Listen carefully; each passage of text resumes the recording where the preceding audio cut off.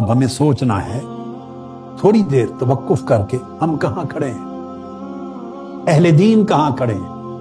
علماء دین کہاں کھڑے ہیں، دین کے مبلغین کہاں کھڑے ہیں۔ مسجد کے ممبر اور محراب سے کیا اس حلم اور بردباری کی بات ہوتی ہے؟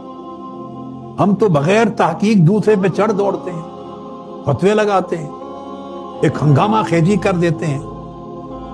نتیجتاً دین اور مذہب ہنگامہ خیزی کا نام بن کے رہ گیا، اور اہل دین کے لیے وقار اور قدر و منزلت بالکل شجر ممنوعہ بن گئی ہے۔ بلکہ دین کو اس انداز سے جب آپ پیش کرتے ہیں، ایک دوسرے کو للکارتے ہیں، ایک دوسرے کی برائی کرتے ہیں، ایک دوسرے پہ فتویٰ بازی کرتے ہیں، ایک دوسرے کو گمراہ ٹھہراتے ہیں، بے ایمان ٹھہراتے ہیں، خارج اسلام کرتے ہیں اور برے لقب سے یاد کرتے ہیں، اور اتنے غصے سے اس انداز سے تو اب کو دین پھیلانے والے لوگ نوجوان نسل کے لیے انٹرٹینمنٹ آئٹم بن گئے۔ لوگ یوٹیوب پر انہیں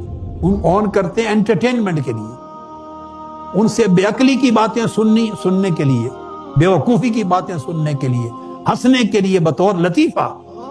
یا وہ ان کا رویہ دیکھ کر دین سے متنفر ہوتے ہیں۔ اور ایجنڈا ہے بین الاقوامی،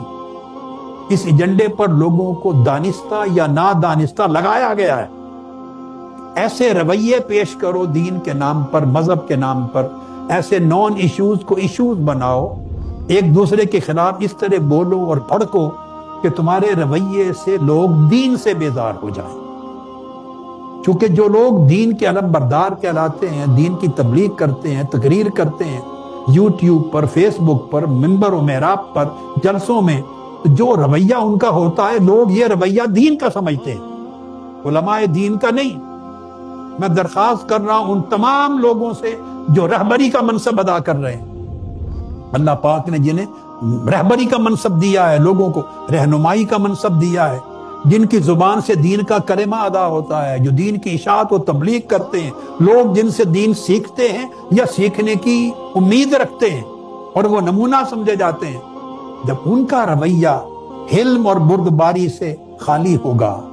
ان کے رویے میں غصہ اور نفرت ہوگی، ان کے رویے میں انتہا پسندی ہوگی، ان کے رویے میں تکفیریت، دوسرے کو کافر بنانا، گمراہ ٹھہرانا، اور دوزخ میں پھینک کر ان کو سکون ملتا ہے دوسرے کو، جب تک دوزخ پہنچا نہ دیں، اس کے اوپر جنت کا دروازہ بند نہ کر دیں، اس وقت تک ان کی طبیعت کو سکون نہیں آتا۔ تو جب آپ کے رویوں سے یہ میسج جائے گا نوجوان نسل سے، اس نوجوان نسل سے آپ کیا توقع کرتے ہیں کہ وہ دین کی طرف راغب ہوں گے، وہ مسجدوں میں آئیں گے، وہ دینی حلقات میں آئیں گے، یا زندگی میں دین اپنائیں گے، وہ سمجھیں گے دین ہے یہی۔ اور دین کی دشمن قوتیں عالمی سطح پر دین کا یہی نقشہ چاہتی ہیں کہ پیش کیا جائے۔ انتہا پسند پیدا کیے جاتے ہیں، دہشت گرد پیدا کیے جاتے ہیں، قتل و غارت کرنے والے پیدا کیے جاتے ہیں،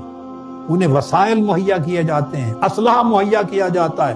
ان کی مائنڈ سیٹنگ کی جاتی ہے، ان کی برین واشنگ کی جاتی ہے، ان کو تیار کیا جاتا ہے، ان سے یہ کام لیا جاتا ہے۔ کیوں؟ تاکہ دین بدنام ہو، قرآن بدنام ہو، سنت نبوی بدنام ہو، اللہ کا رسول کا نام لینے والا کوئی نہ رہے، اور دین خود بخود ان ویلیوز کی وجہ سے کمزور ہوتا چلا جائے۔ تو جو کام دشمنان دین ظاہراً نہیں کر سکتے، وہ نام نہاد اہل دین، نمائندگان دین اور رہبران دین کے ہاتھوں وہ کام لیتے ہیں، وہ دین کے نمائندے بنائے جاتے ہیں، وہ پھر ایسے رویے، اور نوجوان نسل ان کو کھولتے ہیں۔ اب پھر وہ چونکہ اس سے انہوں نے پیسہ کمانا ہے یوٹیوب کا، انہیں اس بات سے غرض نہیں کہ دین کا وقار مجروح ہو رہا، غرض نہیں کہ نوجوان نسل دین سے متنفر ہو رہی ہے، غرض نہیں کہ دین کا چہرہ مس ہو رہا ہے، ان کو غرض ہے ڈالرز آ رہے ہیں، ان کے ویوز بڑھ رہے ہیں، ان کے یوٹیوب چینل اور ان کے فیس بک چینل بڑے بک رہے ہیں، تو ویوز کے ساتھ ڈالر ملتے ہیں۔ تو جب دین آپ ڈالر کے عوض بیچ دیں گے، امت اور اگلی نسلوں کو کیا نقشہ ملے گا سیرت نبوی کا، تعلیمات قرآنی کا؟